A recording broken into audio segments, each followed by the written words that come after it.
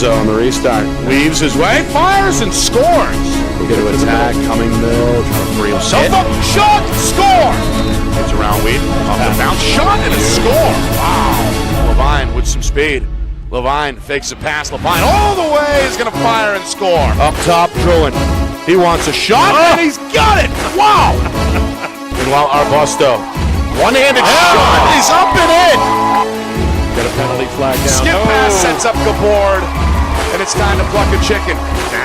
No, but a good one-handed scoop up. Oh, Roy, and he lights the lamp.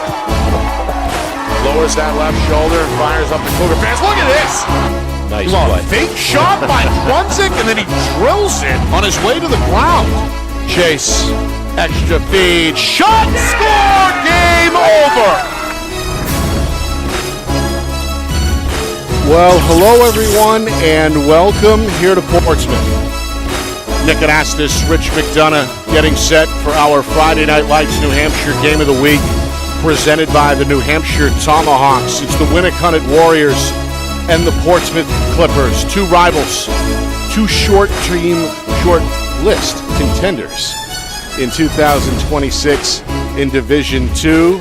Opening day statewide, gorgeous weather-wise, and two teams hungry to get after each other after they met last year in the semifinals. Of course, Portsmouth went on to win the tournament, their fourth championship in the last 5 years. Portsmouth is de facto a juggernaut. I coached against both of these coaches a bunch of times when I was HB, Hollis Brookline head coach. They're good friends of mine. They're excellent teachers, and they have everything it takes to get to Final Four weekend. That's their goal. It's not to, going into the season, boost the title up onto the wall. You got to take it game by game. This is a very strong Winnacunnet team, Nick. Basically, bringing back everybody. Yep. From a team that was the number 2 seed in last year's tournament. And if anything, they've got a lot of star power, a lot of size, a lot of physicality, and now a longtime head coach on the sideline in Pat Snow. For Portsmouth, a little bit more of an unknown. As Coach told you off air, looking to find an identity, overcome some early season injuries here, shorthanded this afternoon. But nonetheless, Portsmouth, the team to beat, at least to begin the season as the defending champs. Always. And, yeah, they graduated a ton of firepower. Offensive end, there were huge players in Purcell, Collins, and Bouvier, and you lost one of the best in Schoen and Lander. And then their goalie, he's a 4-year starter, Patterson.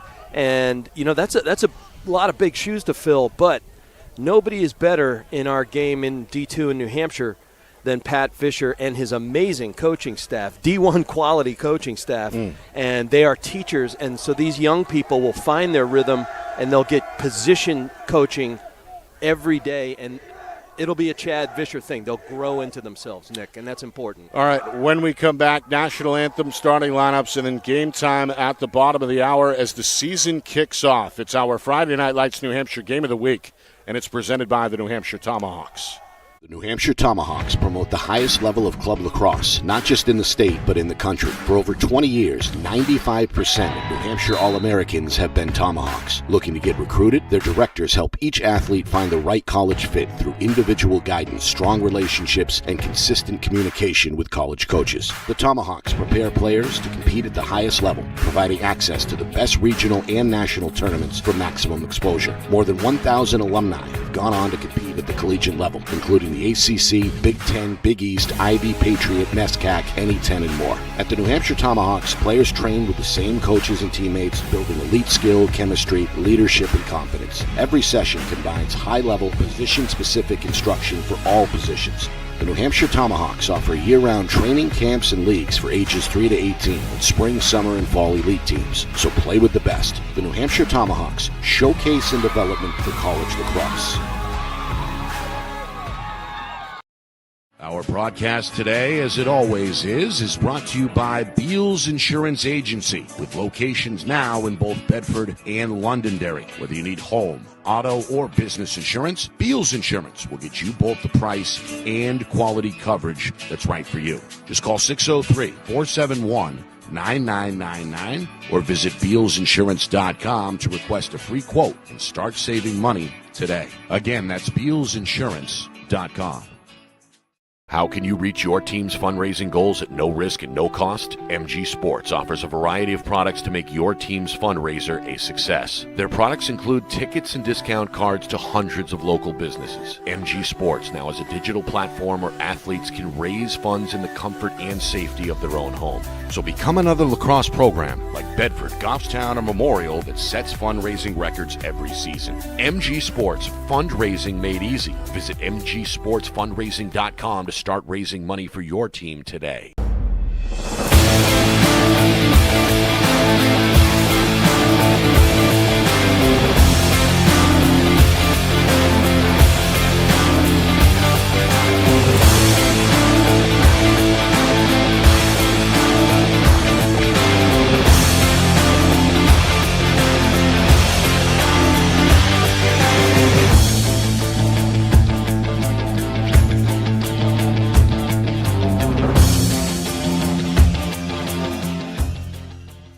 The New Hampshire Tomahawks promote the highest level of club lacrosse, not just in the state, but in the country. For over 20 years, 95% of New Hampshire All-Americans have been Tomahawks. Looking to get recruited? Their directors help each athlete find the right college fit through individual guidance, strong relationships, and consistent communication with college coaches. The New Hampshire Tomahawks offer year-round training camps and leagues for ages 3 to 18, and spring, summer, and fall elite teams. So play with the best. The New Hampshire Tomahawks, showcase and development for college lacrosse.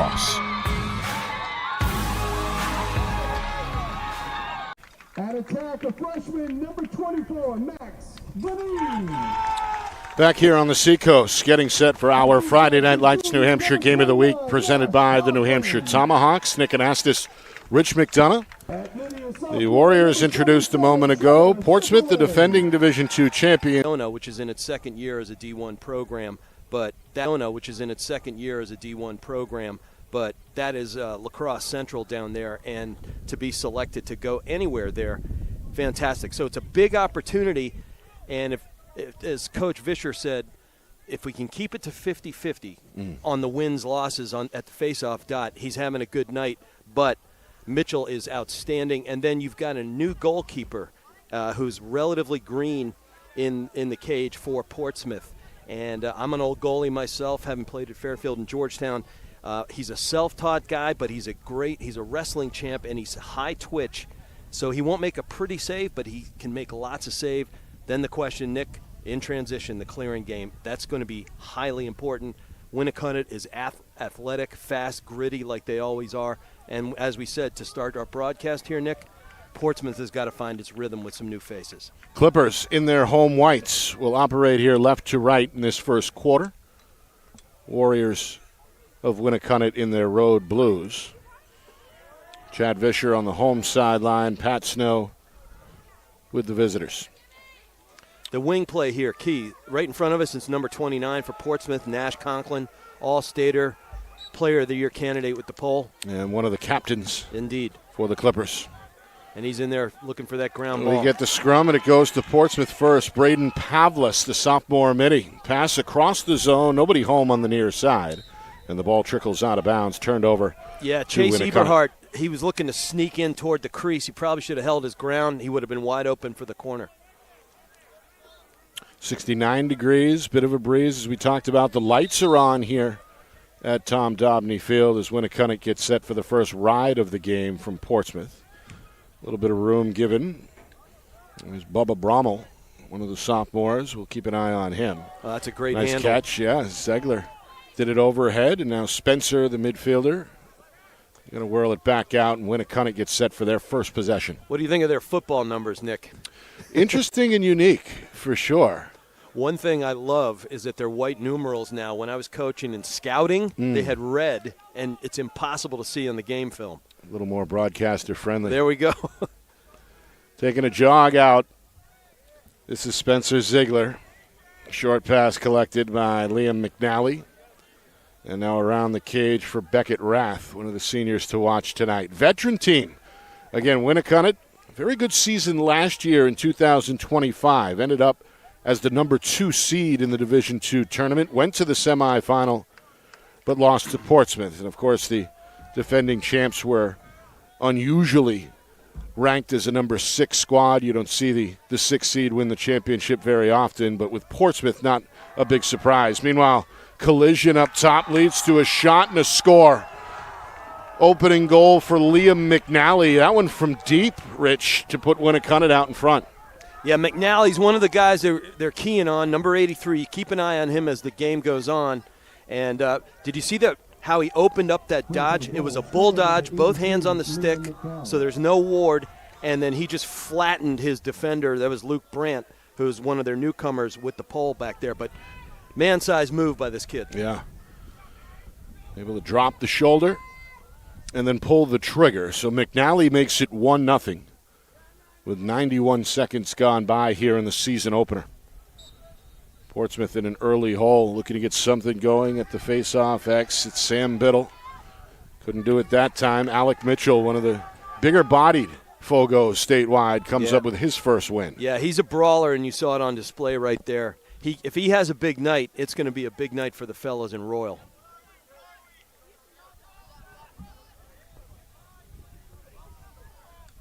Second possession here for Winnacunnet. As they pump the brakes early, Coach Snow near midfield, keeping an eye on things. And Pat is a great teacher, Pat Snow. As we said, 10th season, just a very good man, mentor.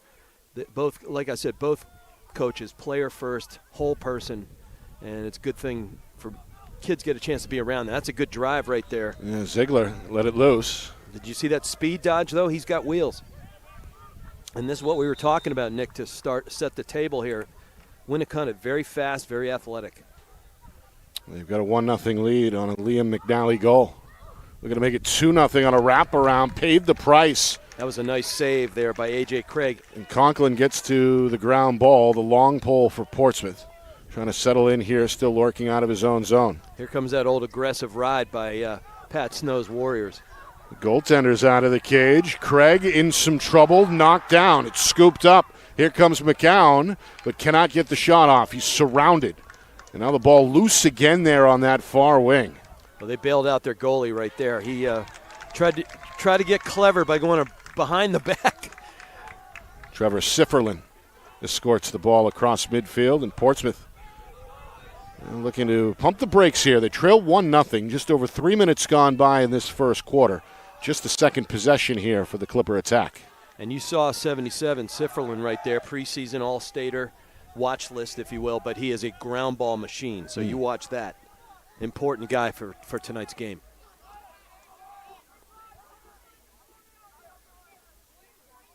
Behind the cage, and then out to the far side, back up top. Coach Vischer surrounded by two of his assistants here near the box. He's got Andrew Brown with him as well. Watching the action as we see a runner fly over the crossbar out of play. It draws a little bit of an ooh and an ah from this Portsmouth crowd. Without a doubt, Jack Martin showed some good speed right there on that speed dodge. Martin, a member of what's likely a strong junior class for Coach Vischer, as we see another bouncing attempt set back. And first save there Parker, for Joel Williams. He's a good goaltender. They're lucky to have him back. Junior made the stop below the knee to keep it a 1-0 game, but Portsmouth again looking to regroup. This deliberate possession identity for tonight, I think it's really important.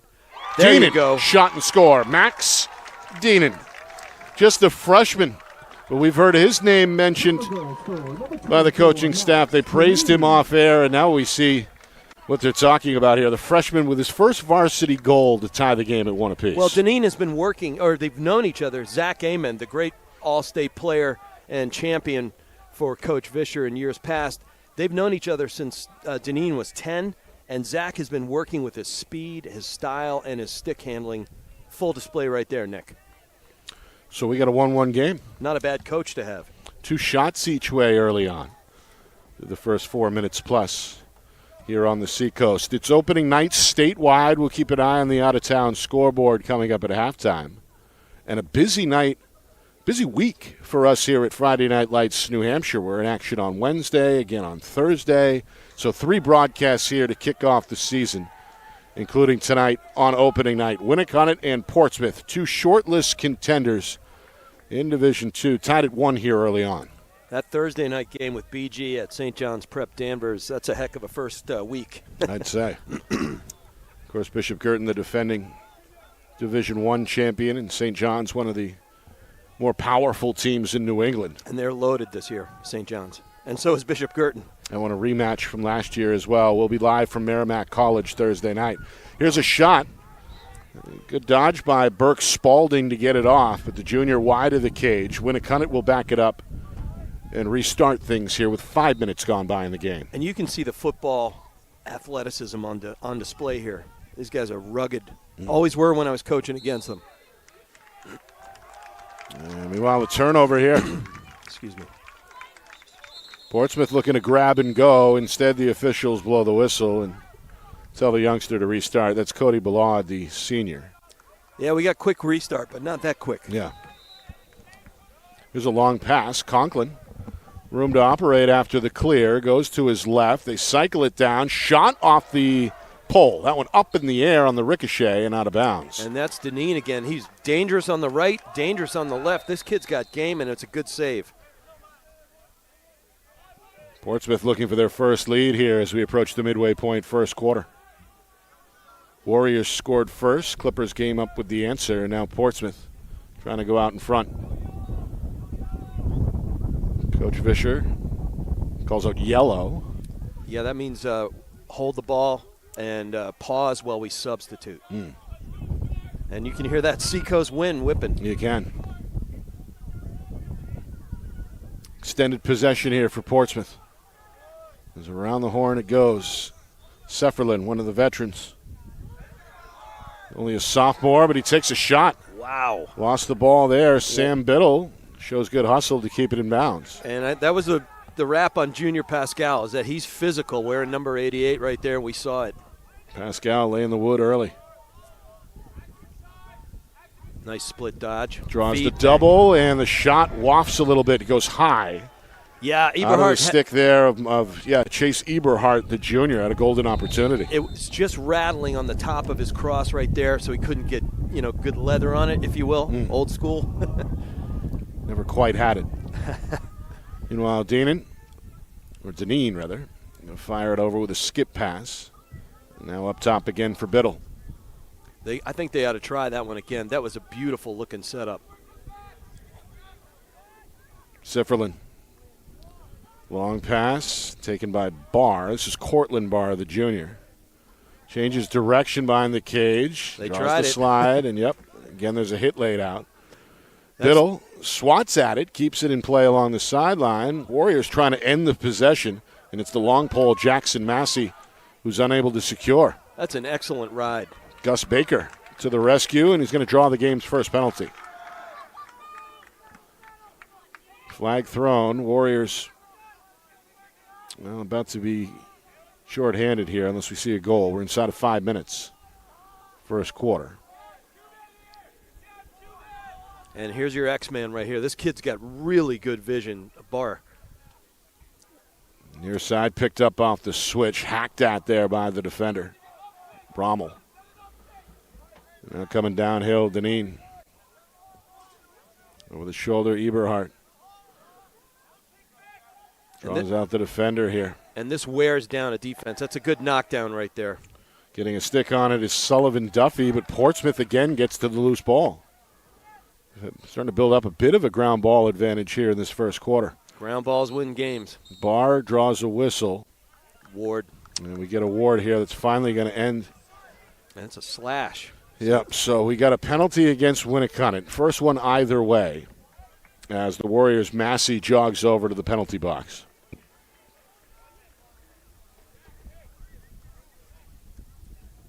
It's Jax Massey, the junior, down on one knee in the box. So after the slash, first man up opportunity. As again, the Clippers look to break open this 1-1 tie. And Coach Fisher is excellent at drawing up EMOs. Here's that rotation. Eberhardt scans his options. Sifferline takes over. A bouncing shot and a score. That one from 15 yards out. That was just a rocket. I tell you what, Trevor Sifferlin, he's a rangy, lanky guy, and he got his hands high and free and got right to the top of that slot. It's very difficult as a goalie myself, very difficult to read that, and it went high to low. Well done. So the EMO goal puts the Clippers out in front for the first time, 2-1, back-to-back goals for the home team. As the sophomore, Trevor Sifferlin, we mentioned earlier, he was a veteran. He got a lot of action as a freshman last season. And coming back, expecting big things here in year number 2. Talent all day, absolutely. And the nice IQ to see how to drag into the proper spot with the back pedal and then redirect and go right down that slot. You got to love seeing that from the young guy. Face-off win for Portsmouth, even things up at X, as Biddle wins his second. Being hounded here by Mitchell. Mitchell going to follow him all the way out to the sideline, force an errant low pass that's knocked down. Ball out of bounds and back over to Winnacunnet. A good effort after Mitchell lost the face-off there, Rich, able to stick with it and ultimately causing a turnover. Yeah, I mean, that's Winnacunnet. They're aggressive. They'll go after you, and they can run through traffic. Yeah, speaking of, Junior Paschal somehow kept his balance there, and we get a timeout down on the field from Coach Snow. It comes here with just outside of 3 minutes to go in this first quarter. Our broadcast tonight, it's brought to you by Beals Insurance, locations in Bedford, Londonderry, and Epping. If you need home, auto, or business insurance, Beals Insurance get you the price and quality coverage that's right for you. Visit BealsInsurance.com. Also by MG Sports Fundraising. That's fundraising made easy. MG Sports Fundraising, the official fundraising partner of Friday Night Lights New Hampshire. Visit MGSportsFundraising.com. Start raising money for your team today. By Jewett Construction. Come join us to build something great. Proud sponsors of their trade scholarships program. Log on and find out more at JewettConstruction.com. And finally, by our presenting sponsor, that's the New Hampshire Tomahawks Showcase and Development for College Lacrosse. Of course, boys and girls, summer sessions, all the good stuff. Up and running really year-round. Find out more at NHTomahawks.com. Glad to have Coach Cameron and his staff back on board here as our presenting sponsor in 2026. Well, I was with that organization for years, and I got to coach the 24 Purple team, which had 7 D1 guys on it. And it's a special group, and Chris Cameron, as good as it gets in running that organization, meaningful to a lot of young people. Winnacunnet out of the timeout. Looking at even the game here. Came out swinging, Rich. A goal in the first 91 seconds, but this Portsmouth Clipper defense has kept the Warriors off the board since. And with Portsmouth, with that excellent coaching staff, they're great at making adjustments. Used to drive me nuts. Meanwhile, getting inside is McNally. Tough catch there from Mitchell, who's knocked down. Lost the ball in the process. Brown is there briefly for Portsmouth, but it's still loose until Conklin clears the fray. Surprised they didn't call a push because he had possession when the push happened. Junior captain able to find the sophomore Sifferline at midfield. A little stop and start again. And he completes the clear over to the far side with McNally still in his hip. 2.5 to play, first quarter. Clippers scored 2 in a row, looking for a third straight here as they pump the brakes. Deneen, the freshman, is one of the 2 goals. Gets it over to Eberhardt. Junior trying to find a little traction. Avery Almeida with him step for Winnacunnet. Relentless defense for Pat Snow's teams, always has.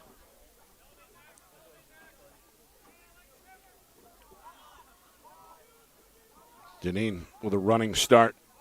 Sullivan Duffy, the defender. Shot. Goes a little bit wide there. It'll stay with Portsmouth as Sefferline backs it up. He was using his defender as a screen right there. That's high IQ for a freshman. Final 2 minutes, first quarter. Clippers with a 2-1 lead. Challenged on the pass, taken low below the knee, Miles Parker. Makes a move to his right. Parker, the sophomore from a lacrosse family. Fits right into this championship culture here. Portsmouth, they've won 4 of the last 5 Division II championships. As we get a shot from out front. That one wide for Biddle as well, but again backed up by Portsmouth. That thing had some heat on it. Deneen draws the double. Shot, knocked away. Second save there for Joel Williams. And it's Winnacunnet who gets to the ground ball. Pascal able to secure. Williams from the cage, long outlet pass. Mitchell does the rest. He couldn't, at that release point, he couldn't really change planes very easily. This is Brian McCown. Gets the step, draws the slide, lowers the shoulder, and was stripped from behind. Top of the slot, still loose. Brown with a bit of a shove. And now the ball scooped up on the run by the Warriors. Keep it at this end. Tough diagonal pass there. Gets through the zone, rolls to midfield with inside of 40 seconds. Clippers get to it as Parker streaks down the near sideline. Finds a man in the middle. Jump shot won't go. Big hit as Gus Baker went tumbling to the ground, landed hard on his right side, but the youngster able to bounce right back up. Another big hit for Winnacunnet. Yeah, Evan Stamper stampeded him. And he's an all-stater for good reason. And he showed you why he's regarded as one of the most physical guys. Forget just D2, all of New Hampshire lacrosse. Final 30 seconds here, first quarter. Clippers trying to capitalize. Parker again to his right. Somehow got that shot off, but Williams was waiting for. Nice attack to 5-hole right there. No happy feet. That's good goaltending. Ziegler across midfield. Final 10 seconds. Ziegler head on a swivel. He's got a man out front, but that pass too sharp for Beckett Rath. Goaltender out of the cage to win the foot race. Heads up play by A.J. Craig, and that will bring a whistle here with 4 seconds. Conklin now given the okay for the long restart. It's up in the air, and it sails way out of bounds to bring us to the end of the first quarter. 2-1 Portsmouth. Good start for the Clippers. Right back to the Seacoast in a moment. You are watching our Friday Night Lights New Hampshire Game of the Week. It's presented by the New Hampshire Tomahawks.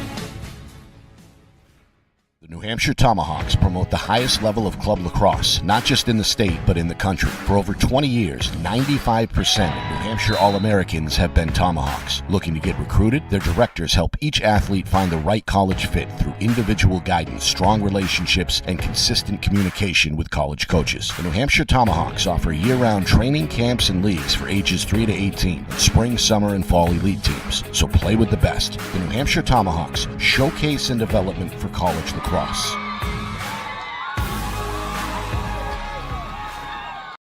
Our broadcast today, as it always is brought to you by Beals Insurance Agency, with locations now in both Bedford and Londonderry. Whether you need home, auto, or business insurance, Beals Insurance will get you both the price and quality coverage that's right for you. Just call 603-471-9999 or visit BealsInsurance.com to request a free quote and start saving money today. Again, that's BealsInsurance.com. I've got the face-off count at 4-1 Clippers. Well, back here for the start of the second period. Portsmouth leading Winnacunnet by a score of 2-1. Opening night here statewide in our Friday Night Lights New Hampshire Game of the Week, presented by the New Hampshire Tomahawks. Nick Anastas, Rich McDonough. Warriors got off to the good start, scored the opening goal in the first 2 minutes. Liam McNally made it 1-0, but Portsmouth with back-to-back goals from Max Deneen and Trevor Sifferlin. 2-1 Clippers. How do the Warriors get some offense here? I think they've got to pick away and get the ball to Beckett Rath. I really do. But Portsmouth, to their credit, is getting in the way of their skip lanes, and they're denying him the ball. There's a way. What a save. Yeah, Nick. diving stop by A.J. Craig. Senior goaltender.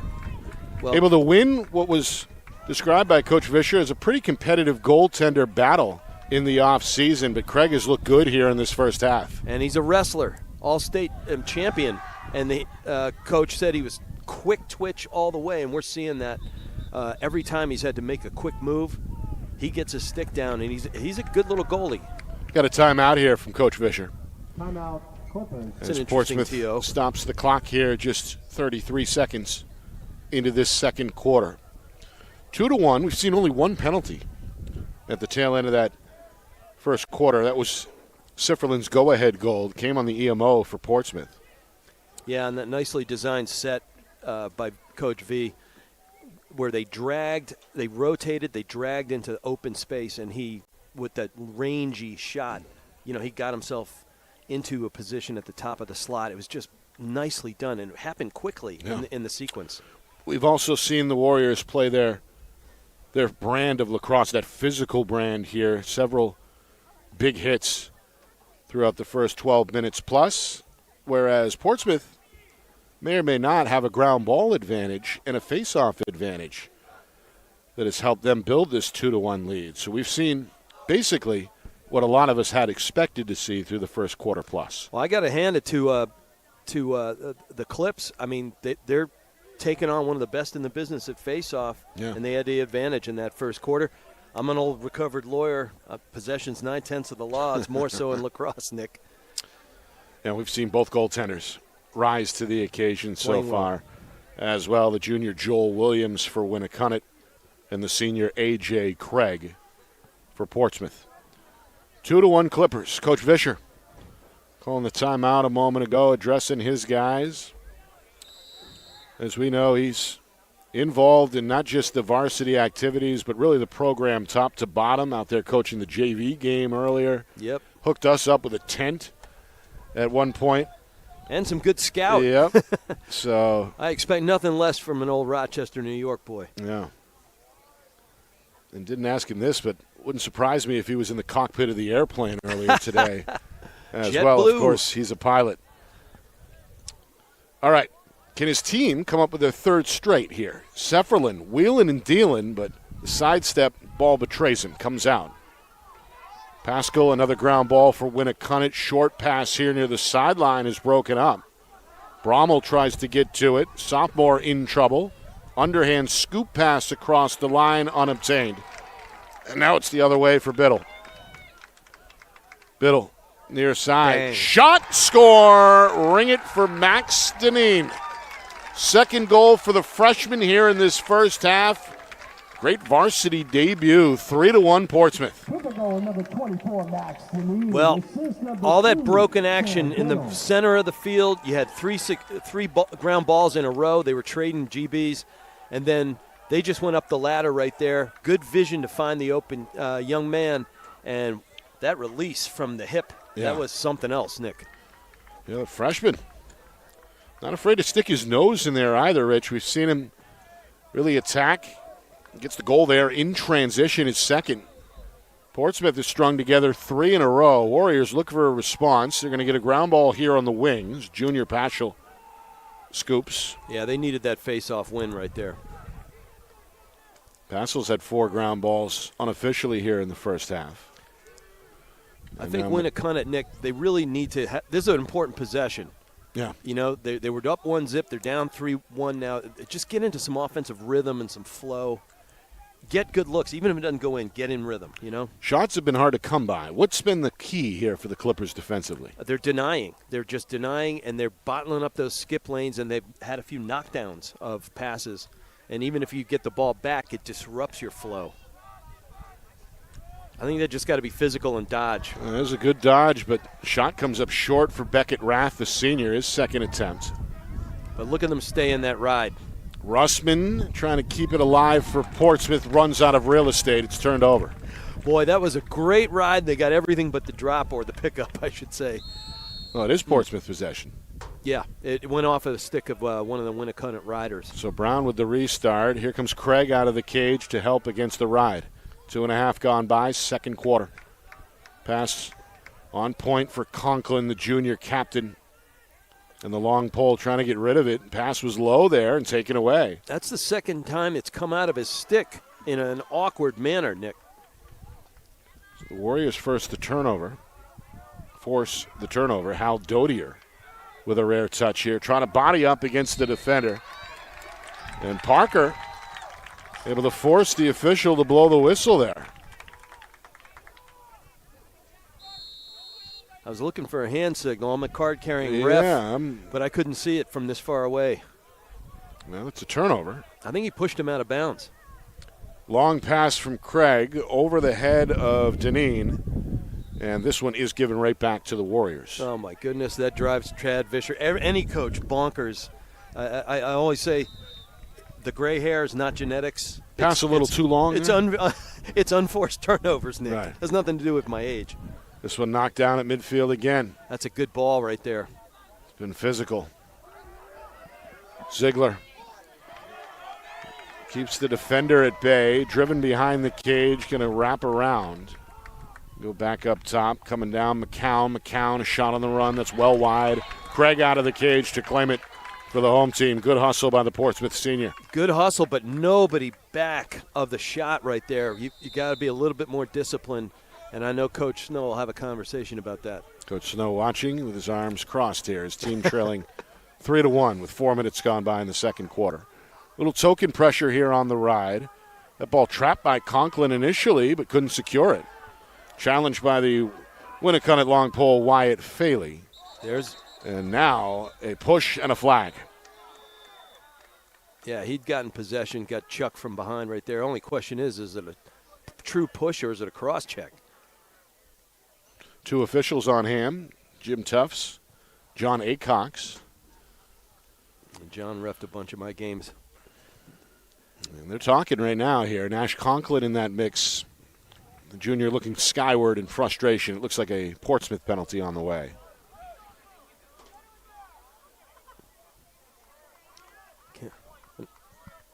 You got a trip. It's a minute penalty. And it's the first on Portsmouth. So we saw the Clippers cash in on the Warrior penalty in the first quarter. Yep. Winnacunnet trying to return the favor here. They have not scored, meanwhile, in nearly 17 minutes. Well, one thing we talked about, Nick, ground balls win games. So far in this period, I think Coach Snow had a message. They've out-ground balled Portsmouth 6-2. In the second quarter. Yes. Yeah. Going to take their time here. 60-second penalty. So the EMO, the first of this first half for the Warriors. Behind the cage, Rath. Mitchell, the fake, does go up top. Bouncing shot knocked away. McNally, a good look. Bombs away. Craig with the stop. Conklin, another ground ball for Portsmouth. Conklin trying to toy with 2 defenders, lost the ball. And it's parked on the sidelines. This will be fun. With about 3 inches to spare in front of the home bench, and now look out. Some pushing and shoving. Cody Ballard lost his helmet in the mix there for Portsmouth. Teenage boys. It's been physical. We expected it. 2 rivals here on opening night, letting it hang out here in the opening half. Well, these guys, these coaches know each other well. I mean, there's excellent Seacoast lacrosse out here, and a lot of these kids have played together, played against each other since they were, single digits, and not afraid to let it hang out.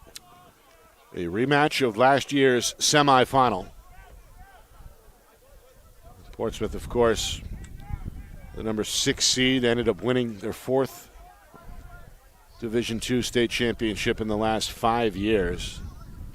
Knocked off Winnacunnet 11-2 in that semifinal, and then surviving in overtime against Derryfield in an instant classic. Yeah, that great 6-5 win. But don't think they don't remember the 11-2 pounding, Nick. Right.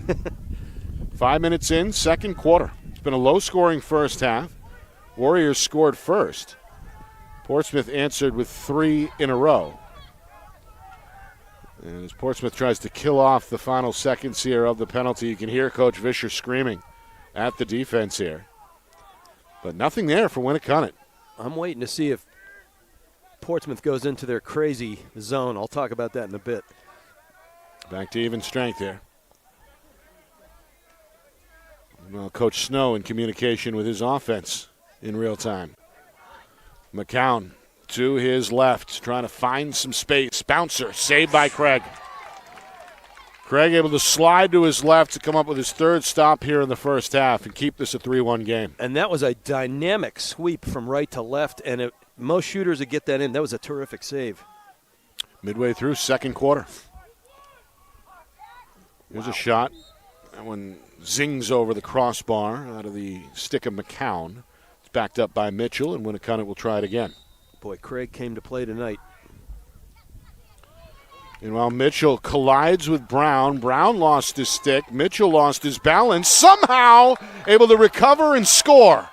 A wraparound diver. Are they going to count that? The officials look. Craig pleading his case. Question is it in the back? Is it in the goal before he hits in the crease? They're going to score it. A highlight-style wraparound, a diving goal by Alec Mitchell, the senior. And it's a 3-2 game.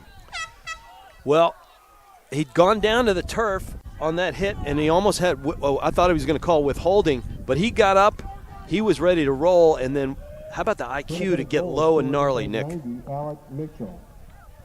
Well, it was certainly the right idea, but it's one thing to think about it, another to pull it off. Excellent athletic ability there on display by the senior. So Alec Mitchell comes up with a much-needed answer for Winnacunnet. Rich, they're right back in the game, trailing now 3-2. I mean, it was a 3-goal run. Isn't a huge run in lacrosse or many similar sports, but it felt like it was a 5-goal run waiting to happen. And that, just sometimes you just nip it in the bud and you're back on rhythm. And I've been saying they wanted to get some good possessions, and important possession right here on the faceoff. That also ended a drought of nearly 17 minutes between Warrior goals. That's a long haul. We got a violation. Yep, somebody jumped early.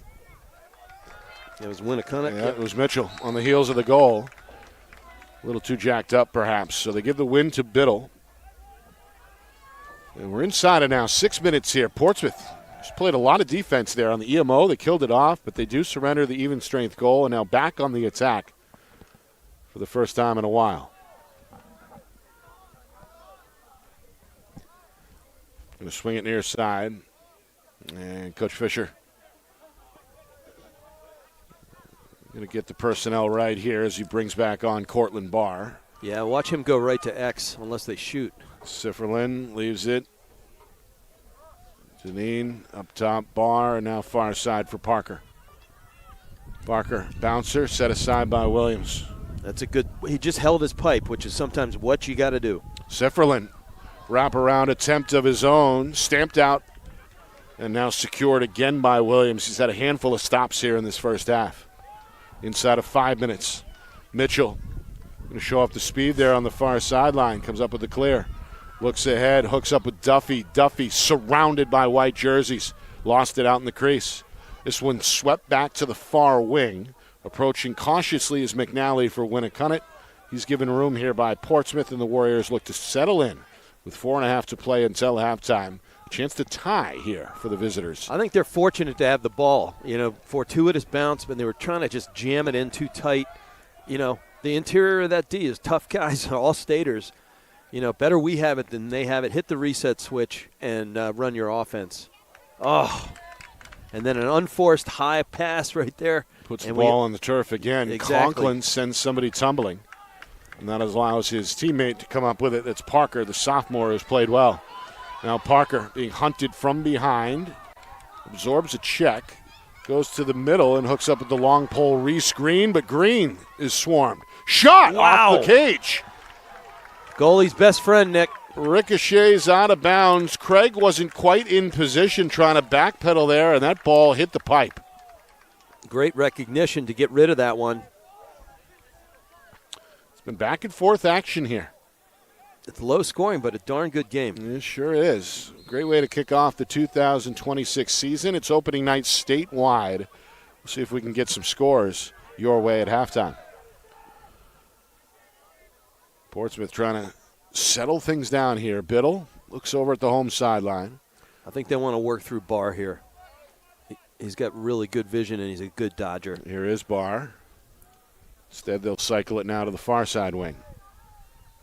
Warriors continue to communicate defensively. Goodness. This one over the head of Biddle and ultimately out of bounds near midfield. Good effort by Biddle, but that one sailed a bit on Portsmouth.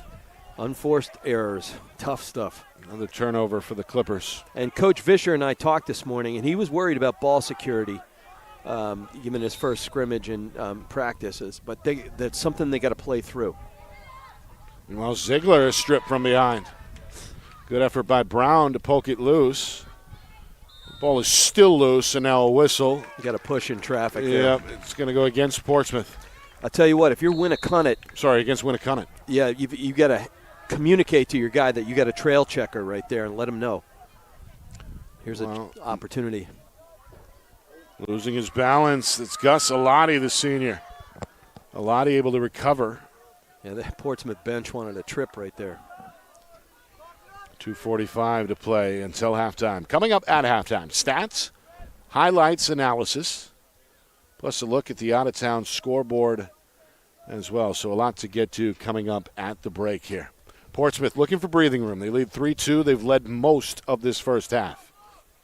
Barr trying to get inside. Spins against one defender. Puts a bouncer. It's sent back by Williams. Second shot for Barr is wide and out of play. Boy, that was some crafty movement and the whirling dervish right there.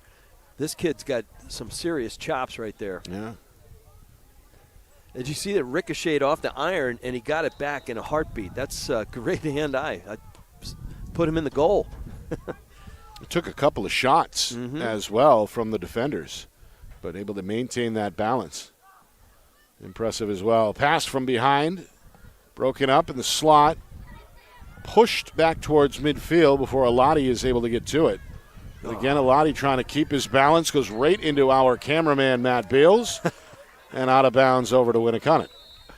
He's no stranger to the scene right No, there. He's been under fire in the trench before, didn't flinch. Meanwhile, trying to swim upstream as McCown knocks the defender down. Yeah. Avoids a second before he runs into a third and runs into trouble. The ball out of bounds. Again, the Warrior bench is fired up. I think Coach was trying to get a timeout right there. Did he get it? Vischer wanted a ward. I think I understand why. I think he did get the timeout. Wow. Just in time before that ball went out of bounds. Heads-up play by Coach Snow. His team will retain possession here. 99 seconds to play until halftime. So the Warriors potentially with a chance here to tie the game coming out of the break. Hey, we've seen it in basketball. We just saw March Madness.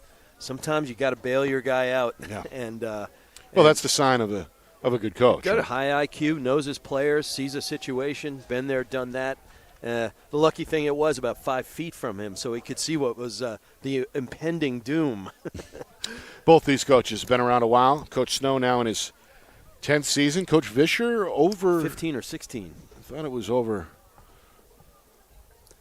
20, but maybe I was jumping the gun there. You might be. Either way, these two have really built their programs up to this level of prestige where year in and year out it seems like it's been either Portsmouth or Derryfield in the final round. Of course, we'll see Coach Hetler's Cougars on Wednesday night when they host Division I Londonderry. But Coach Snow, what he's done with this Winnacunnet program has been impressive as well. They're in the hunt consistently every season. And, they're always ready to play. Even, we beat them by several goals.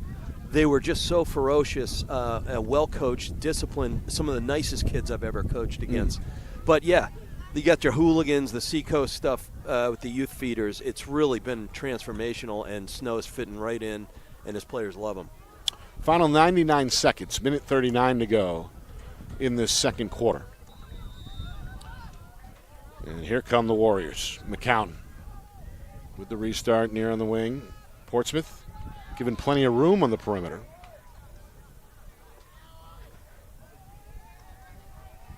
Behind the cage.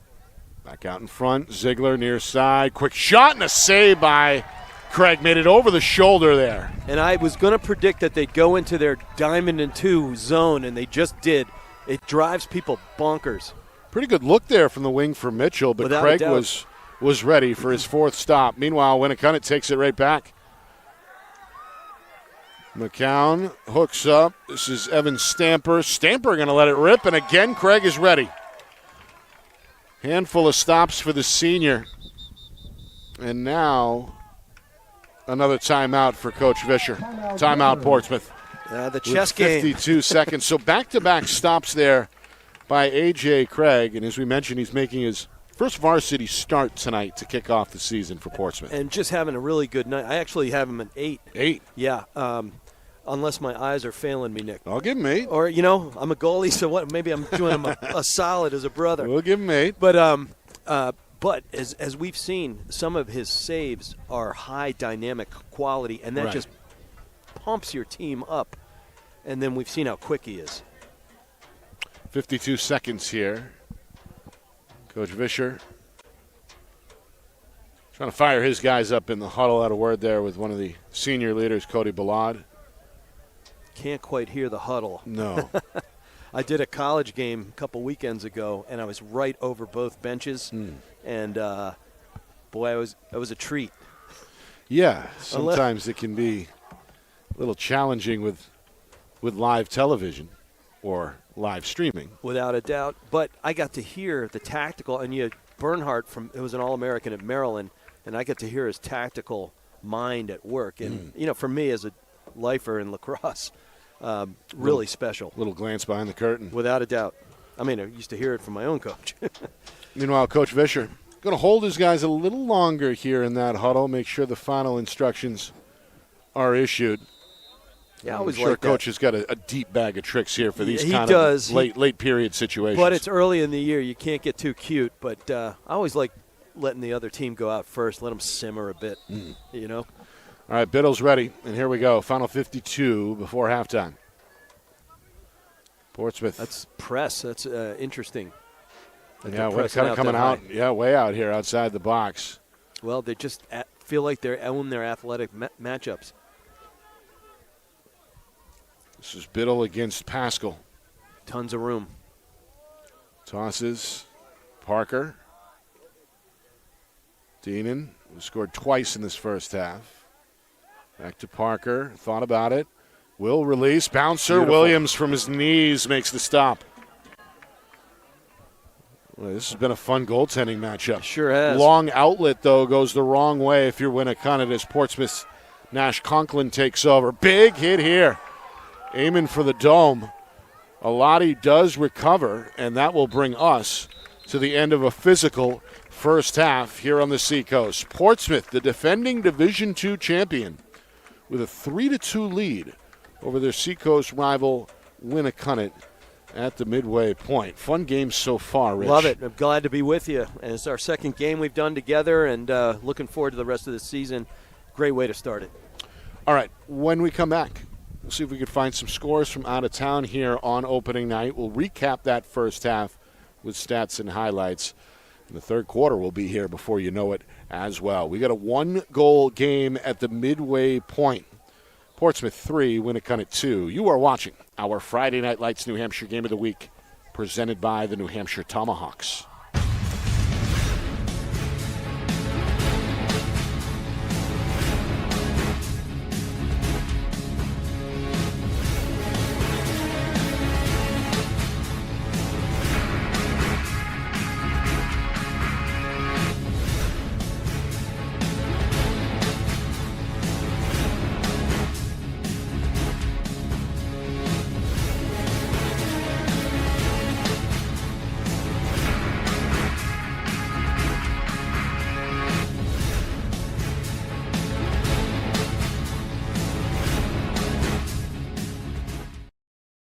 New Hampshire Tomahawks promote the highest level of club lacrosse, not just in the state, but in the country. For over 20 years, 95% of New Hampshire All-Americans have been Tomahawks. Looking to get recruited? Their directors help each athlete find the right college fit through individual guidance, strong relationships, and consistent communication with college coaches. The Tomahawks prepare players to compete at the highest level, providing access to the best regional and national tournaments for maximum exposure. More than 1,000 alumni have gone on to compete at the collegiate level, including the ACC, Big Ten, Big East, Ivy, Patriot, NESCAC, NE10, and more. At the New Hampshire Tomahawks, players train with the same coaches and teammates, building elite skill, chemistry, leadership, and confidence. Every session combines high-level, position-specific instruction for all positions.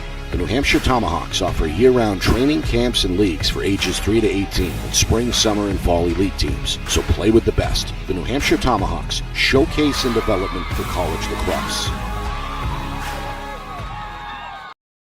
Our broadcast today, as it always is brought to you by Beals Insurance Agency, with locations now in both Bedford and Londonderry. Whether you need home, auto, or business insurance, Beals Insurance will get you both the price and quality coverage that's right for you. Just call 603-471-9999 or visit BealsInsurance.com to request a free quote and start saving money today. Again, that's BealsInsurance.com. How can you reach your team's fundraising goals at no risk and no cost? MG Sports offers a variety of products to make your team's fundraiser a success. Their products include tickets and discount cards to hundreds of local businesses. MG Sports now has a digital platform where athletes can raise funds in the comfort and safety of their own home. So become another lacrosse program like Bedford, Goffstown, or Memorial that sets fundraising records every season. MG Sports, fundraising made easy. Visit mgsportsfundraising.com to start raising money for your team today.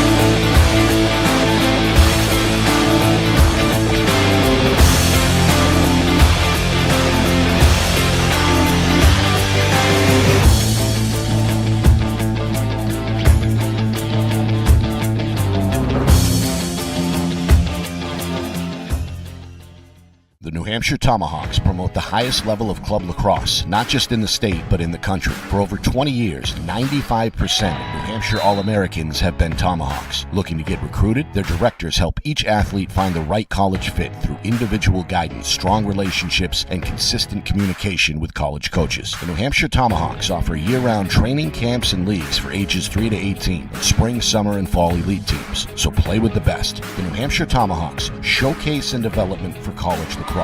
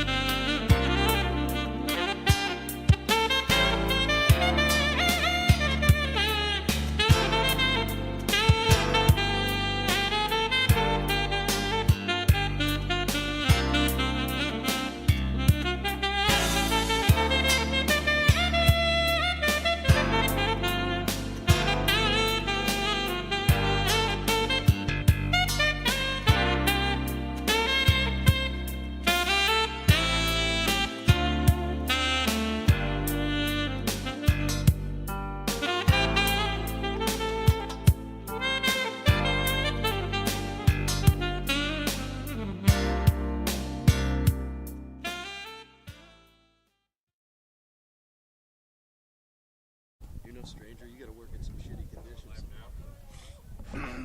Here we go. Halftime here on the Seacoast, where Portsmouth leads Winnacunnet by a score of 2-1.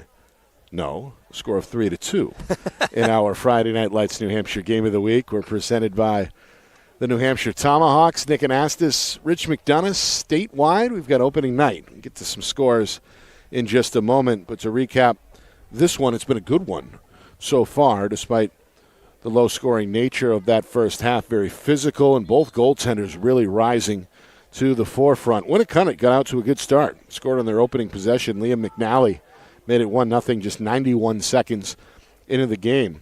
But later in the first period, Portsmouth got revenge. Freshman Max Deneen tied the game with inside of 5 minutes to go in that first quarter. And then on an EMO, Trevor Sifferlin cashes in. 2-1 Clippers after one. They stretched out to 3-1 with Deneen's second goal early in that second quarter. And then for Winnacunnet, Alec Mitchell with an impressive wraparound goal, a controversial one from our understanding, but it scores. It counts as a score for Mitchell, and it comes at the midway point of the second quarter. We're scoreless over the final 5 minutes and 53 seconds. So here we are, Rich, 3-2. Anybody's guess here on what's in store for the second half? I think more of the same. I mean, if you got two goalies playing lights out, that kind of sets the tone for the game, and it frustrates each offensive rhythm.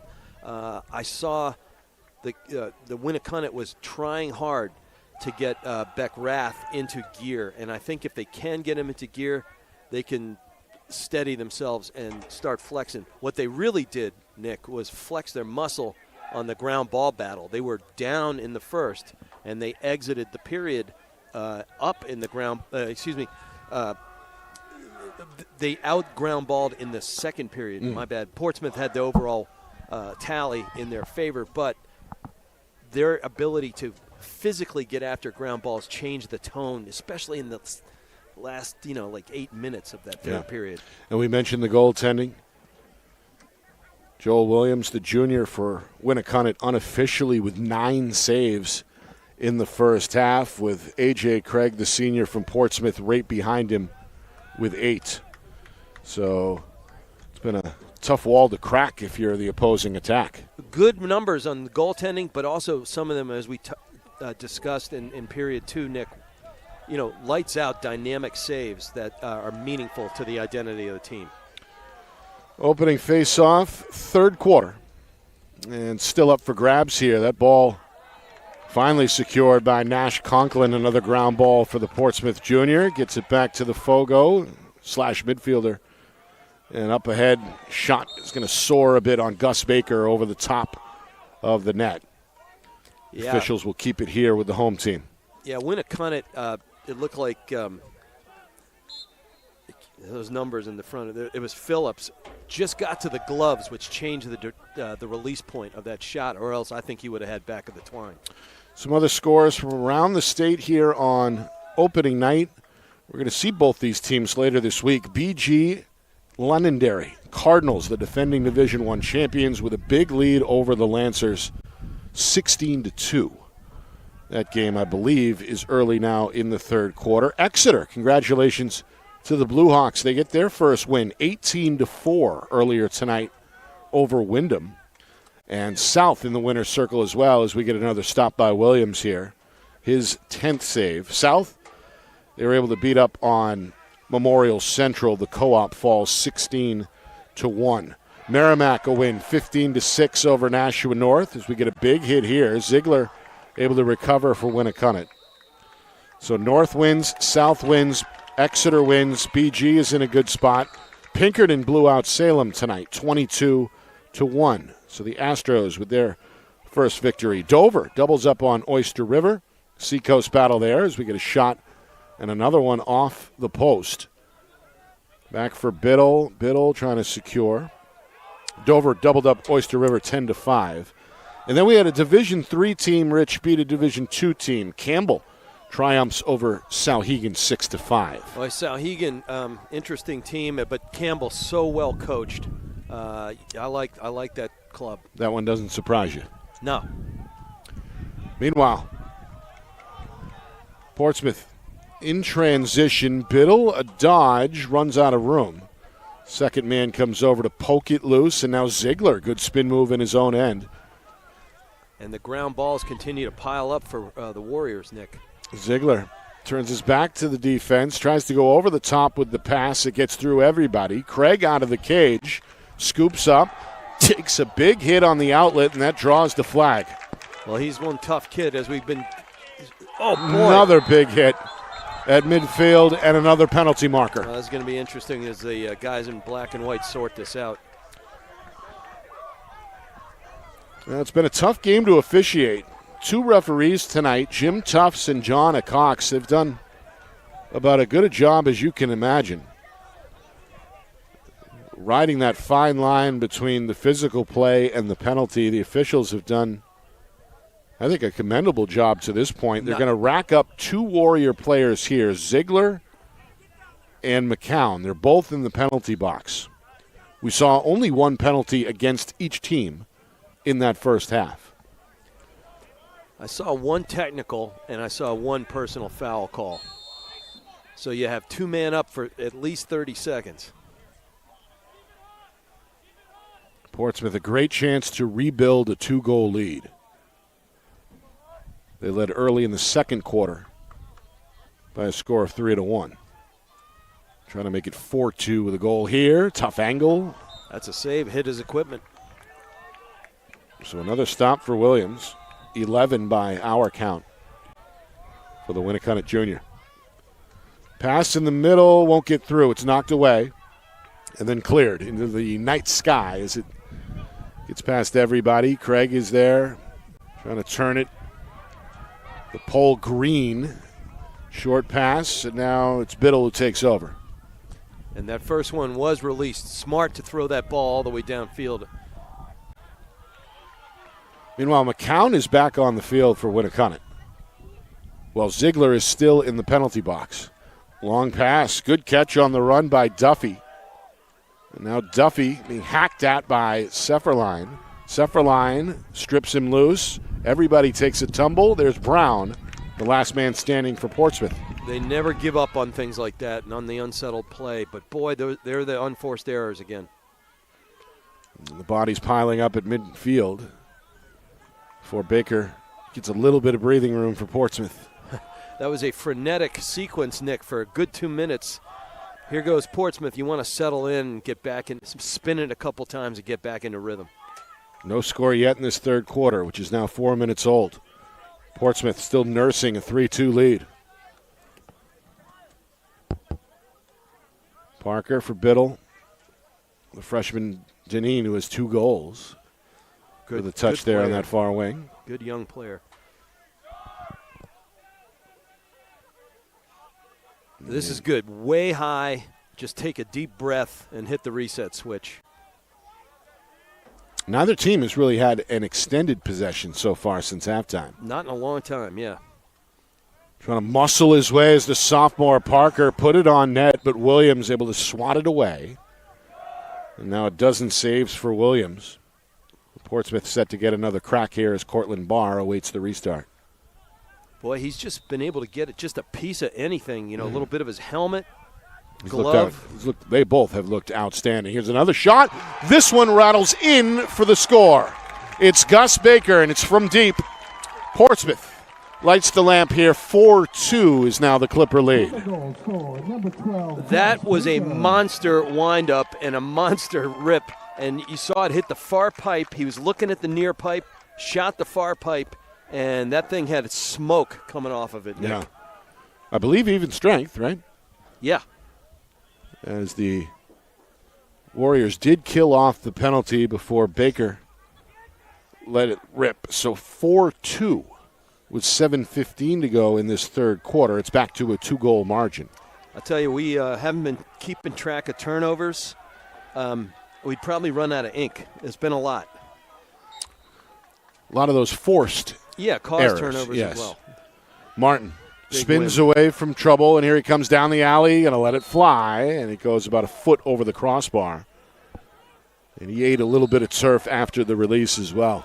Well, that's why he's going to Cortland. That was lights out, an excellent face-off, and then his escape, his exit of the from the face-off dot, outstanding. A member of this deep Winnacunnet senior class. And experience may be one of their strengths moving forward throughout this season, as they brought basically the entire team back from a semifinal run a year ago. Yeah, only graduated 7, and then they've got lots of juniors. Both these teams expected to compete. Shortlist contenders in what has become a deeper and deeper division every year in Division II. Yep. Meanwhile, Ziegler, step down, shot, and score. That's impressive. Got in front of the defender and then let it fly to make it, again, a 1-goal contest. 4-3 is now the Portsmouth lead. Boy, that was a great sweep, and then there's that physical move. Physical move, you can they run through contact, all their players do, and then once he created himself about half a foot of room, hands high, back, rip. Ziegler, his first of the night, comes about midway through this third quarter. 4-3. And a face-off on the way here between Mitchell and Biddle. They've been battling it at X tonight, I think exclusively, right? It's been just those two. Yeah, I think that's right. So. But why not go with your best? And unlike college, where if you had a face-off violation, you can't take the next one. We don't have that in high school. There's another great. Yeah, Mitchell's going to win 2 in a row. That's huge. He's got Biddle on his backside, and Biddle gets a piece. And they never give up, Nick. Went right to McNally, though, and the Warriors trying to get this offensive possession off the ground here. A chance to tie the game as we slip inside of 6 minutes to go, third quarter.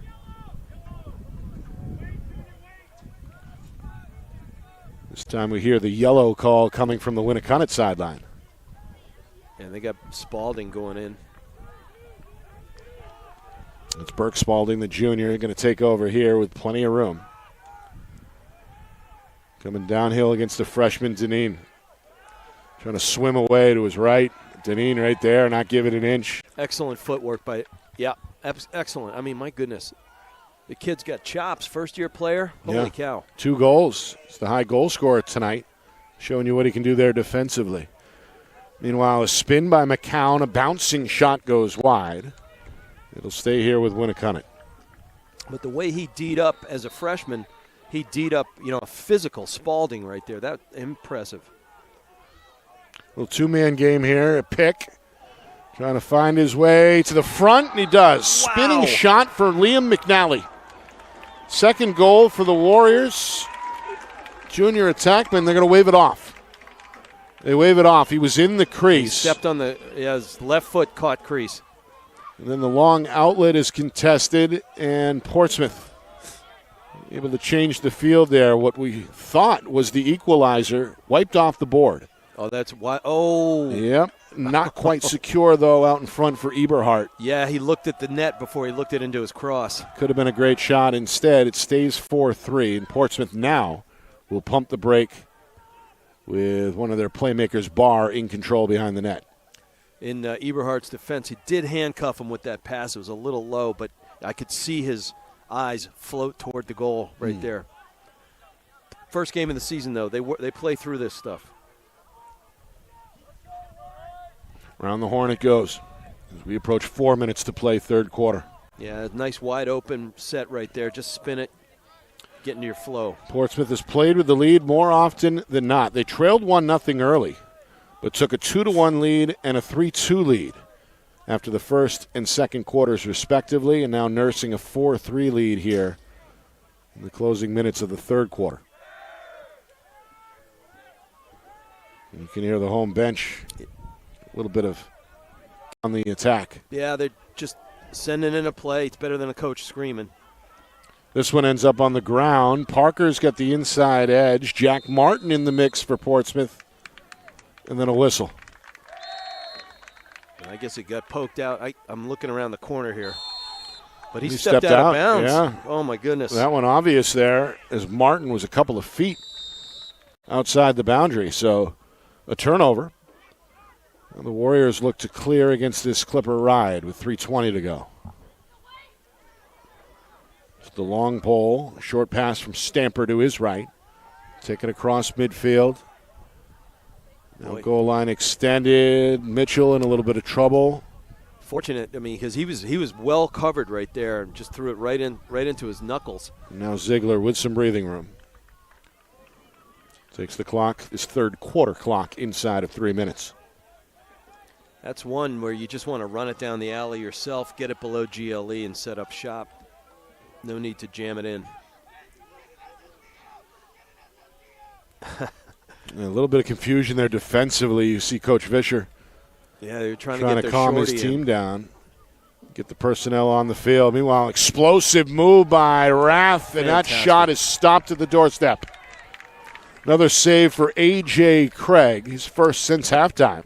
Yeah, but another dynamic stop that probably would have been in the goal for Meanwhile, a lot of other Craig's goalies. Outlet pass gets away from Max Russman. That was one Turned of the over, quick restart. Rath shot wide. Oh, my God. Rath just can't get on track tonight. Well, he saw his opportunities really limited in that first half. Here he is open again. Dodge, shot, and score, and you can't keep him down for that long. The senior Beckett Rath, with his first goal, is going to tie the game here with just outside of 2 minutes to go in the third quarter. We are even at 4 apiece. Back-to-back goals now for Winnacunnet. Well, you saw them trying to feed him. They're trying to get him going. But then you saw that explosive first step, a beautiful hitch, and a pump fake. He rolled his fist, and that bought himself an extra foot or two. That's all a shooter like that needs. Lights out. And it seemed like Portsmouth was never quite settled in defensively. They were disoriented. That long ball on the clear right there took them out of whack. Another win at X for Winnacunnet. They've had the advantage here in this third quarter. Yeah, it's been 3 in a row. And now a chance to take their first lead since early in the game. Coach Snow wants to talk it over. Timeout on the field with inside of 2 minutes to go in this third quarter. We are tied at 4. Our broadcast tonight, it's brought to you by Beals Insurance. Locations in Bedford, Londonderry, and Epping. Whether you need home, auto, or business insurance, Beals Insurance will get you the price and quality coverage that's right for you. Visit BealsInsurance.com. Also by MG Sports Fundraising. That's fundraising made easy. MG Sports Fundraising is the official fundraising partner of Friday Night Lights New Hampshire. So visit MGSportsFundraising.com. Start raising money for your team today. By Jewett Construction. Come join us to build something great. Proud sponsors of their Trades Scholarship Program. To apply, visit JewettConstruction.com. And finally, by our presenting sponsor, the New Hampshire Tomahawks Showcase and Development for College Lacrosse. Find out more at NHTomahawks.com. Nick Anastas, Rich McDonough. Been a fun one to call, been tight the whole way, and things can't get any tighter than they are right now. Inside of 2 minutes here, third quarter. The game is even once again at 4 apiece. And you get two terrific coaches. First game of the season, they're going to be some yips, and you're going to learn a lot about your team. But one thing that is clearly on display, the physical effort, and they're hunting everything down now. And I think they got more in rhythm after kind of a weird first quarter. But I figured it would be even. I felt like Winnacunnet had on-paper edge within the experience, but terrific coaching both sides of the ball. And Portsmouth, look for them last weekend, of course. Well, the Warriors have answered the call here in this third quarter after trailing 4-2. They scored 2 in a row and now on the verge here of yet another, which would give them their first lead since they led 1-0 just in the opening minutes of the contest. So Portsmouth, meanwhile, hoping for a stop to keep this thing tied as we move over the final 2 minutes, now 100 seconds of this third quarter. And they're back in that crazy zone. Stole it from Army years ago. What are we looking at here? It's a diamond and 2. So you got 2 guys camped out flanking the crease, and then you've got a diamond shape with the rest of the 4. And it used to drive me insane. We'll see if Winnacunnet can figure it out. They find the cutter, but they fan on the one-time effort. Yeah, that seam will be open, but you got to connect. Green the other way. Good ground ball picked up by the long pole junior. And escorted across midfield by Cody Ballard, the senior. So with 1 minute to remain, or 1 minute to play in this third quarter, Portsmouth, chance to retake the lead after getting the stop there. But the bouncer gets behind the freshman, Deneen, and then we've got an offsides. That one slapped at midfield. Quick restart. Here comes Spalding to his left, hunted down from behind. Wow. Deneen able to atone there, yeah. Popped it loose. And now it's the other way. Sefferline hooks up. Quick shot, stopped. A Lottie shot, swallowed up. Save number 13 for Williams. Ground ball goes to Winnacunnet. Final 25 seconds here, third quarter. And a nice evasive move by the long pole, Jackson Massey. That fires up the Winnacunnet bench. Warriors get the clear down to 15 seconds, third quarter. Well, Max Deneen is gassed right now if they can take advantage of him far side of the field. They go to the right side. Step down. No, they hook up with Martin. Martin gets inside of Conklin. Spinning shot. Sent back. One final effort. Shot wide there from McCown, and that will bring us to the end of the third quarter, or will it? The officials are going to blow the whistle here. They look at each other, and they're going to send the teams to the sidelines. That is the end of the third quarter. We've got a new game with 12 minutes to go. 4-4 our score. Do the defending champions open up the defense of their title with a win at home, or do the Warriors send a message on the road? We find out next. You are watching our Friday Night Lights New Hampshire Game of the Week, presented by the New Hampshire Tomahawks.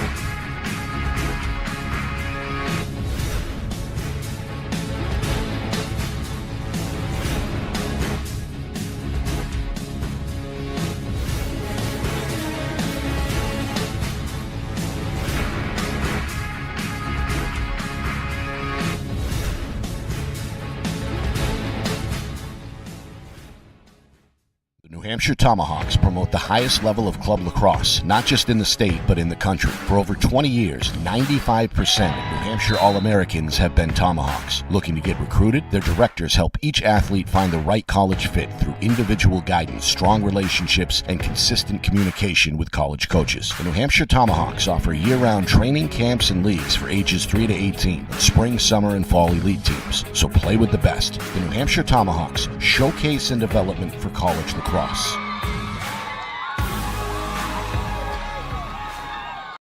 Our broadcast today, as it always is brought to you by Beals Insurance Agency, with locations now in both Bedford and Londonderry. Whether you need home, auto, or business insurance, Beals Insurance will get you both the price and quality coverage that's right for you. Just call 603-471-9999 or visit BealsInsurance.com to request a free quote and start saving money today. Again, that's BealsInsurance.com.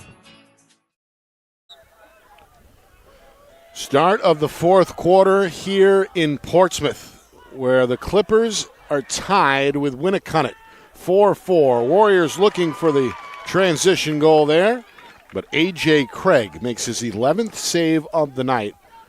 And now the Portsmouth senior goaltender well out of the cage. Fans went ahead for Biddle. Biddle's got the clear. And the Portsmouth attack is once again operational. Nick Anastas along with Rich McDonough. It's our Friday Night Lights New Hampshire Game of the Week, presented by the New Hampshire Tomahawks. Two Division II contenders going chin to chin here on opening night. And they'll see each other again. You just feel it. Well, they wouldn't have it any other way. A rematch of last year's semifinal. Portsmouth, their bigger goal is to win their 5th championship in the last 6 years. As Barr goes wide. Did it all right there until the placement of the shot. He just got a little over his skis right there, and that makes you pull. You don't have your gravity underneath you, and it makes you pull the ball wide. It happens. It was a great move, though. Portsmouth led throughout most of the contest, and by as many as 2. It's been the biggest lead either way. Here's a turnover. Conklin able to take it off the bounce, but then he goes for a ride at midfield. Brown trying to help him out and does. Andy Brown, the long pole. Pass a little hot there, ricocheted out of one stick into another. Kept alive by Baker. He's going to find some green grass here on the near side and get a little bit of breathing room. Yeah, Coach Vischer that's a good settle. Wants to pump the brakes. Minute and a half gone by, fourth quarter. Clippers with a 2-1 lead after the first quarter, 3-2 at halftime, 4-2 about midway through that third quarter. But then the Warriors, they win 4 straight at the face-off X. They score 2 in a row. They tie the game. They're on defense here, but nonetheless, in a pretty good shot here to steal one on the road over the final 4 minutes. And Winnacunnet, yeah, it's hard to win here. Boy, that's a big shot and a big hit. Biddle left his feet on the release, ended up on the ground after the hit was applied by the sophomore Michael Brommel. And ice bags are always in play. Wow, what a move. There it is, Nick. I was saying what a great dodger he is. You were. Cortland Barr, he's operated behind the net most of the game. Able to sneak his way in front for his first goal to make it 5-4 Portsmouth. Clipper goal scored number 3, Cortland Barr. So Cortland Barr, the junior attack, makes it 5-4. We've seen quite a few impressive wraparound goals here tonight for both teams. Without a doubt, and what he did there, he got north of GLE, goal line extended, which is that invisible line that goes out to the sidelines from the goalpost. But once he got north, he kept coming. And I always compare it, we're in TB12 land. Climb the pocket. That gets you some extra angle and some free hands. And here comes the faceoff. And Martin has stayed red hot. He comes down the alley, and look out, another big hit as he collides with Luke Brandt. Brandt may have got the worst of that collision, the sophomore defender. Biddle trying to change planes there, but runs into a defender himself. Ball is out, near side. Conklin is in the mix. The freshman Deneen is scrapping. And we've got an all-out melee here. 7 players combined in the mix, and it's Sefferline who, in the end, able to scoop that one up below the knee for the home team. Portsmouth has it, and a 5-4 lead on the board for the Clippers as well, with 3 minutes gone by in this fourth quarter. Doesn't it look like they turned the temperature up a bit, Nick? I'd say. And there you go, get a slash on the helmet. Flag is out. Penalty on the way against Winnacunnet. Likely to be the 4th Warrior penalty and the 3rd since halftime. That's going to be on Bramall.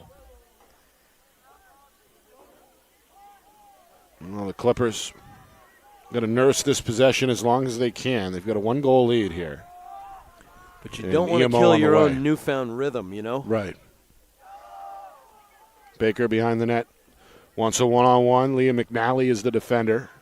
Lowers the shoulder, spins to his right. Shot there off the cage. Wow. Loose near side. Deneen trying to secure. And the mix for Winnacunnet is Miles Farias. And we finally get a stoppage. Boy, that was a great rollback, little question mark type of move right there. Just keep working on that. He's going to get a bunch of goals like that. He's so quick. But tough one here for Winnacunnet, their 4th penalty. Portsmouth has already cashed in on 1 EMO today. That was back in the second quarter. No, late in the first. Trevor Sefferline gave Portsmouth their first lead on an EMO. You almost feel like if they can put this one home, a 2-goal lead in this kind of game is tough.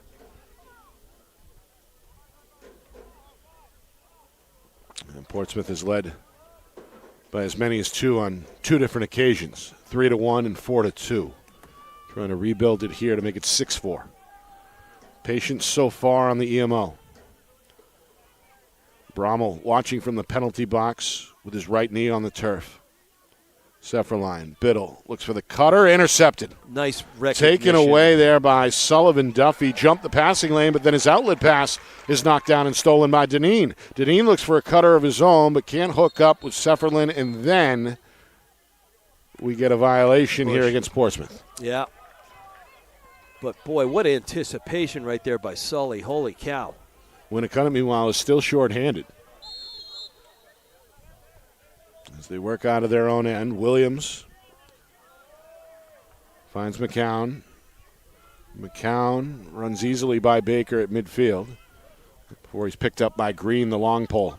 Nearly 5 minutes gone by, fourth quarter. And that penalty was released. McCown, cerebral player, just won his athletic battle and chewed the clock up. Yep. We're back to even strength here. Warriors trying to tie things on the scoreboard.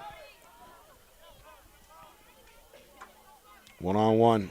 Hits the gas. Ziegler. Nobody running with him. Ball ends up on the ground, but it is kept alive by Burke Spalding. Lucky to get that back. Step down shot wide there. Pretty good look by Liam McNally. Liam in search of a hat trick.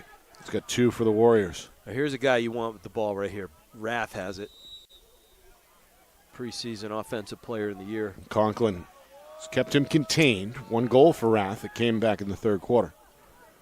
Here's Conklin now. Rath to his left, forced to give it up by Conklin. Still behind the cage, trying to spin. Defender is Biddle. That shot rolls in for the goal.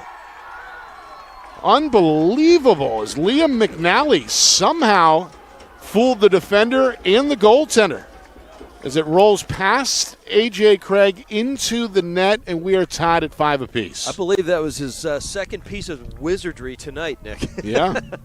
Wow. He's pulled a few rabbits out of hats tonight. Seeing eye ball right there. So McNally gets his second. I'm sorry. I thought he had 2 already. No, that's his second. He scored the first goal of the game, That's just 91 seconds in. And he checks back in here with 6:23 to go. Think we're set up for a good finish, Nick? I think so.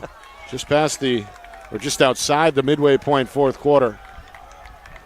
And we've got ourselves a tie game. Mitchell has been big in the second half for Winnacunnet at the face-off X, and he wins another. Had help on the wing from McCown. And now McCown set to run a little more clock here as we do hit the midway point of this fourth quarter, the 6-minute mark. We're tied at 5. I think he's won 5 straight now at the dot. I think you're right. Been a fun game to call and a great way to kick off opening night and opening week here on Friday Night Lights, New Hampshire. We're just getting started. Londonderry at Derryfield comes your way from the Queen City. 7 o'clock on Wednesday night. We'll have that broadcast as we get a collision here. The ball comes out, and it's back to Ziegler. And then on Thursday, we cross the border. We head south to Massachusetts. We'll be live at Merrimack College for Bishop Girton against St. John's Prep. With a lot of eyes around the New England region, we'll be on that one. Without a doubt. Oh, my goodness, great save. Yep, able to hug the pole and get another stop. That's a dozen saves now for A.J. Craig. He's going to jog out of the cage here with 5 minutes and change remaining. The game is tied at 5. The Portsmouth senior is going to get all the way to midfield. Short pass taken by the long pole. That's Luke Brandt, and we get a timeout from Coach Vischer. That's a nice timeout. Comes just inside of 5 minutes remaining. Coach Vischer waving his arms, trying to gather his team. And he's got something in mind here as he looks to put his club out in front. He always did, and he always does. He would confound me at times, and then I would get him here and there, and it was a good rivalry from a guy I totally respect and admire. Some of the questions coming into tonight for Portsmouth, they had a couple of injuries up and down. Of course, they graduated a ton from last season. Help should be on the way on the health front as the season progresses, but what are some of the answers they got here on opening night, at least what you can tell with so far? Well, one thing that was answered, and I'll give you the downside first. Coach Vischer was very worried about ball security, the turnovers. That has happened in droves. I wouldn't be so worried about it as it's an opening game. Right. They'll get the rhythm, and then what I think he was also concerned about, his goaltender is outstanding. Yeah. And this young guy has showed he's cleared pretty well too. That was a question mark. There's no question that he's gritty, but they're just as determined. They have a team identity that's baked in, even though they're going to find themselves together this year. And I think Coach V is pretty darn pleased And, he said, hey, if I win by 20, if I lose by 20, it's still the first game of the season. We're going to become ourselves. And he's a great teacher. And how about for Winnacunnet? What has Pat Snow learned about his team? How physical and fast they are and how much they need to get Rath the ball. But he's real happy to see McNally elevating as a junior here. Those two guys, that could be a special attack line. McNally, 2 goals to lead Winnacunnet. The freshman Max Deneen with 2 to lead Portsmouth. Best newcomer on the field. Final 5 minutes here. Opening night, both teams hoping to start the season with a victory. Lots of room to run right here. We'll see the slide comes. There Zifferlin to his right, bouncer, a contested bouncer. Ends up wide, but it's backed up by Barr. That's a tough, with Pascal bearing down on you, you get a kind of a retreat shot. That's very difficult. Here's Miles Parker. Younger brother of 3 Division I college athletes. Yeah, lacrosse runs deep in that family. Meanwhile, this one is going to go Winnacunnet's way. Picked up on the scoop by Pascal. Pascal's got the step. The shot is denied. Craig with a stomp-out save. He leaves the net and somehow obtains control, but his outlet pass goes too far and is given back to the Warriors. That's mind-boggling, that stop. A pole goal. As a goalie myself, Nick, that thing goes up. It's a 72-inch cross, and he's a big man at full speed, and it's so hard to read. That is a dynamic stop. Warriors fortunate enough to get that outlet pass back. Yeah. And now still in a spot here to take the lead as they grind down this clock here, 3:20 and counting. So for all that hard work, back it comes. Right. To his right, this is Ziegler. Drops the left shoulder, draws the slide, back pedals, and restarts. He'll fan it far side. To his right, quick move. To his right, shot, swallowed again. Craig right there. How about 14 saves in his first varsity start for the senior? Not the best shot selection right there because you had closing big fella coming in on you. Probably retreat is right. Not a bad idea right there. Here's a contested shot. Flies over the goal, but Barr is there for the restart for Portsmouth. Final 2:40. Deaton trying to shake. Draws a second defender. Taken off the bounce now, Biddle. Biddle gets in front, draws a flag. Gotta be Contact near the head and shoulder area, just in front of one of our officials, Jim Tufts.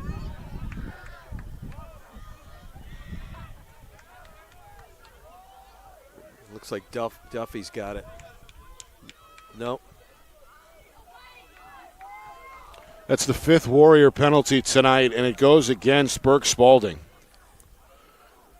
5 penalties against Winnacunnet, 1 against Portsmouth. You know, I saw Winnacunnet in Game 1 last year at Dairyfield, and they were in it, and then the wheels came off when they kind of lost their game poise and were taking silly penalties. A lot of them were, 1 minute variety. Well, 4 of the 5 penalties have been since halftime for Portsmouth. I'm sorry, for Winnacunnet. Portsmouth has not committed a second half penalty. And 4 have been personal fouls. Right. Game is tied at 5.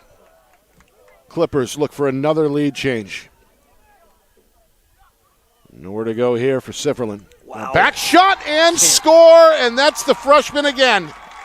Max Deneen. A hat trick to give the Clippers a 6-5 lead, and it comes with just outside of 2 minutes remaining. You could see that developing. They got the Winnacunnet. You're playing 6-on-5. The shape of their zone started to break down a bit, and then Deneen, with this wonderful IQ for a 9th grader, saw that, stepped right into the gap they left, bombs away. That was a hot shot, high to low, change planes, everything you want out of a senior.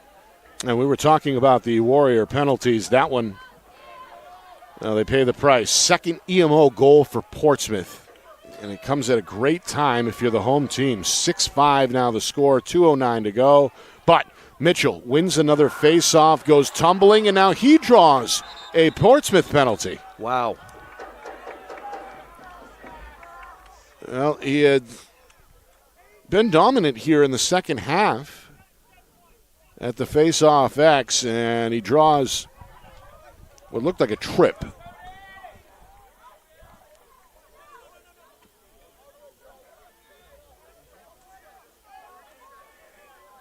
A push. I thought they were going to call it cross. Officially a push against Trevor Sifferland. So that was some much-needed medicine for Winnacunnet. Well, I'll tell you, Mitchell, he's been so dominant in the second half. He's frustrating the heck out of Portsmouth right now. But you got to get into motion quickly on a 30-second. Now that pass a little low and hard to find for Beckett Rath. Taken away by Portsmouth, and now, is that a timeout? Yep, yeah. Timeout Portsmouth. It's good timeout. Boy, I tell you, Ziegler had an acre of room at the top of the formation right there. He's begging for it, and they missed the skip. Yeah, pass a little low and turned over with 1:43 remaining. So Portsmouth with possession and with a 6-5 lead on the board, hoping to hang on here on opening night. As, well, this is a team that, I guess last decade, the better part of the 2010s, were always coming up just a bit short. Lost several championship games against Derryfield, and then here in the 2020s have started to flip the script on the Cougars as they've beaten Derryfield several times in the last handful of seasons, including last year in overtime in the championship game. Same score, ironically, of 6-5. So it's been Portsmouth's division for the last several, is I suppose the point I was making, with certainly Derryfield back in the mix again. We'll see the Cougars on Wednesday night when they open up the home portion of their schedule against Division I Londonderry. And, of course, Winnacunnet, after a semifinal run last season, expected, win or lose tonight, to be a major contender once again in Division II. Yeah, your top four are Portsmouth, Derryfield, Winnacunnet, and St. Thomas. Look at HB, though. They've got preseason guys, like 4 or 5 of them, and what they really have over there, and that's where I used to coach, they have excellent goaltending. So interesting. Should be fun to watch. The Hollis Brookline certainly had a successful season, a playoff season last year. Timberlane finished as a top 3 seed going into that tournament. So it's a deep division. But the short list of contenders, I would say, include Portsmouth, Winnacunnet, and perhaps Derryfield. All right, on the restart, trying to run out the final 100 seconds here and hang on to a 1-goal lead is Portsmouth. They're going to work out of their own end against the Winnacunnet Ride. Here's Brown, cautiously approaches midfield and zips a pass down the sideline where it's taken in by Miles Parker. The sophomore is now on the run behind the cage with 1:20 remaining. Going to circle all the way back here, get knocked down, and a flag comes out again. Boy, just silly. It's self-inflicted wounds. It looked like that was... might have been Pascal again. And there's good sportsmanship. Yeah, Parker still fired up after taking that big hit and able to survive the contact to draw the whistle. Yeah, Pascal didn't mean it. He was trying to make an athletic play in a strip from behind. So the players shook each other's hands over there. I like that. It's now 6 penalties tonight against Winnacunnet, 5 of them in the second half. And 5 of them slashes. Yeah. The latest victim is Junior Pascal, who has had an excellent game. He been has. A ground ball machine and has wielded that far pole with precision, but tough in the final minute trying to make a play with your team trailing. Yeah, but you have to try, yeah. And that's when mistakes happen. Now, it'd be interesting to see if Williams will come out. They'll just stay away from the cage and run it out, Nick. Yeah, Sifferland saying, come get me. Well, they got to go get him. Trying to run away now from the defender, Wyatt Faley. Changes direction and then finally gives it up Deneen, the hero tonight, the freshman with the game winner potentially and a hat trick to boot. Goes back to Sifferlin. And we are now down to 40 seconds remaining in this fourth quarter, and it's a game of keep away. Yeah, and you run out of gas. I remember my son in a game just running for 90 seconds, and he was dogged. And there's your the hit, ground ball. And there's the ground ball. There's the long outlet pass trying to spark the break. But it gets in front of Beckett Rath. Craig out of the cage with 20 seconds, gives it a heave the other direction, where it lands, takes a bounce, and will roll out of bounds behind the Clipper cage with 12 seconds remaining. Outlet by Williams. Coach Snow trying to get a timeout. Instead, it's picked off by Craig, and Portsmouth is going to hang on here on their home field to win a low-scoring contest by a final score of 6-5. The Clippers once again get the better of their Seacoast rival Winnacunnet. Wow, and I got to tell you, I believe the kid who in a crouch for Winnacunnet didn't realize that he had 22 seconds on the clock when they got that turnover. They could have worked it up the ladder and given themselves 15 seconds to take a good look at it. Instead, the frenetic end we saw happened, and you feel for young people at that moment. Clippers hang on. 6-5 the final. Stats, highlights, analysis, and an opening night out-of-town scoreboard is on the other side of the break. You are watching our Friday Night Lights New Hampshire Game of the Week, presented by the New Hampshire Tomahawks. The New Hampshire Tomahawks promote the highest level of club lacrosse, not just in the state, but in the country. For over 20 years, 95% of New Hampshire All-Americans have been Tomahawks. Looking to get recruited? Their directors help each athlete find the right college fit through individual guidance, strong relationships, and consistent communication with college coaches. The Tomahawks prepare players to compete at the highest level, providing access to the best regional and national tournaments for maximum exposure. More than 1,000 alumni have gone on to compete at the collegiate level, including the ACC, Big Ten, Big East, Ivy, Patriot, NESCAC, NE10, and more. At the New Hampshire Tomahawks, players train with the same coaches and teammates, building elite skill, chemistry, leadership, and confidence. Every session combines high-level, position-specific instruction for all positions. The New Hampshire Tomahawks offer year-round training camps and leagues for ages 3 to 18 with spring, summer, and fall elite teams. So play with the best. The New Hampshire Tomahawks, showcase and development for college lacrosse. Our broadcast today, as it always is brought to you by Beals Insurance Agency, with locations now in both Bedford and Londonderry. Whether you need home, auto, or business insurance, Beals Insurance will get you both the price and quality coverage that's right for you. Just call 603-471-9999 or visit BealsInsurance.com to request a free quote and start saving money today. Again, that's BealsInsurance.com. How can you reach your team's fundraising goals at no risk and no cost? MG Sports offers a variety of products to make your team's fundraiser a success. Their products include tickets and discount cards to hundreds of local businesses. MG Sports now has a digital platform where athletes can raise funds in the comfort and safety of their own home. So become another lacrosse program like Bedford, Goffstown, or Memorial that sets fundraising records every season. MG Sports, fundraising made easy. Visit mgsportsfundraising.com to start raising money for your team today.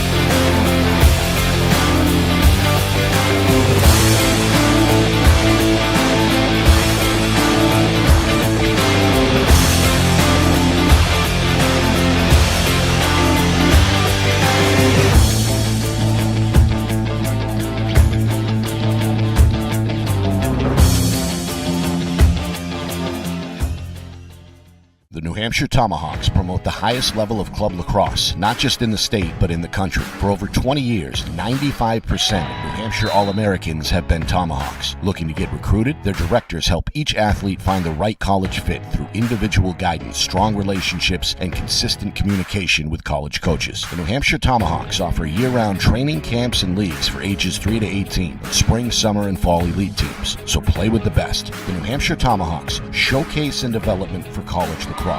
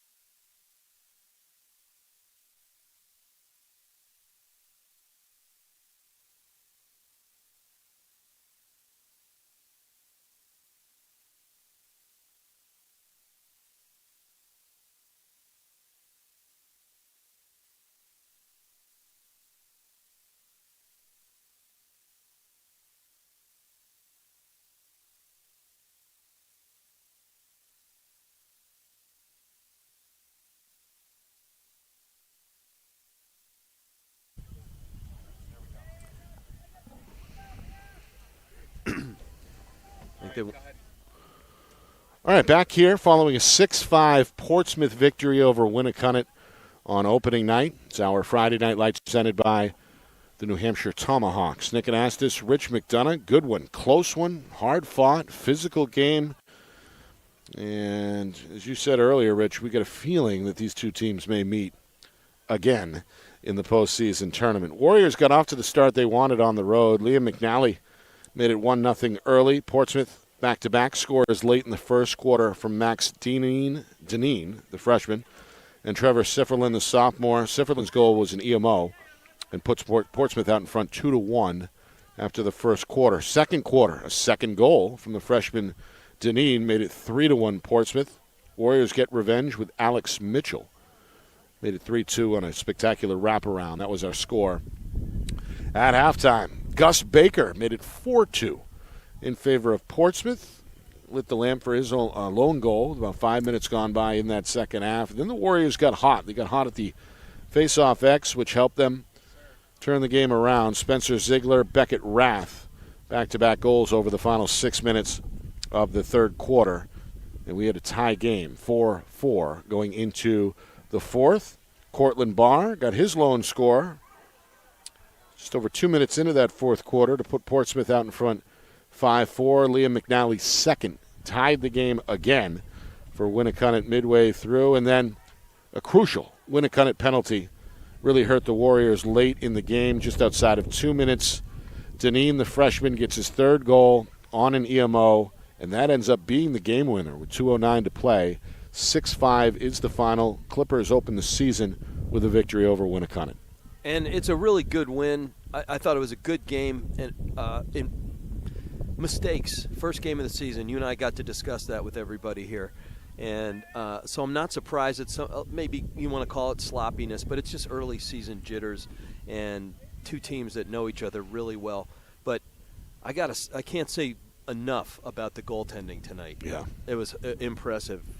You know, Williams had 18 saves by my count, and then Craig had 15, including a couple dynamos down the stretch to preserve the win. And he cleared well, and that was a big question mark, and he's showing himself some leadership, and that's a wonderful way to start for number 25, who's hearing it from the fans right now. I like seeing it as a goalie myself. Big moment for sure. The senior makes his first varsity start, I believe, tonight, and gets his first victory in the pipes as well. Of course, we're just getting started this week, opening week, statewide. Our folks here at Friday Night Lights New Hampshire will be back in the Queen City Wednesday night. Londonderry trying to rebound from a loss tonight against Bishop Girton, taking on a D2 Power in Derryfield. Coach Hetler's Cougars ready to go. That's a 7 o'clock start in prime time, essentially, coming your way Wednesday night. Thursday, we're down in Massachusetts for Bishop Girton against St. John's Prep, live from Merrimack College. So next broadcast Wednesday night. Rich, your final thoughts on what we saw here tonight? I think both teams leave no doubt that they're cream of the crop, along with Derryfield and then St. Thomas and maybe Hollis Brookline. But, you know, if I'm Chad Vischer, I'm happy because you had a lot of questions with a lot of holes to fill, and they found a way to get a gritty win against a very physical, gritty team. And I think my buddy Chad and my buddy Pat Snow both feel really good about their teams. Pat, he's going to urge a little bit more discipline, stay out of the box more, and I think he'll get those guys polished up, and you know, they'll be there. All right, got a few folks to thank. Tom Kozlowski, the athletic director here at Portsmouth, making sure we were able to get in early and get the setup off the ground. We appreciate and look forward to coming to Portsmouth again later on this season. And, of course, want to thank the sponsors. Of course, their support, much needed. None of this happens without the sponsors, and that includes the presenting sponsor, the New Hampshire Tomahawks, back on board. We appreciate that. Looking forward to seeing Coach Cameron and crew later on this week. So we appreciate the New Hampshire Tomahawks. Of course, Beals Insurance, Jewett Construction, MG Sports Fundraising back in the mix yet again as well, and they have been just as crucial for our crew here at Friday Night Lights New Hampshire. That includes our dual videographers, Matt Beals down on the field doing a great job, and Josh Lebrecht doing double duty tonight as well, serving as on-site coordinator along with the main camera operator. Rich, pleasure was mine. Welcome back to the saddle. Looking forward to it as usual. That's Rich McDonough sitting in the color commentator chair.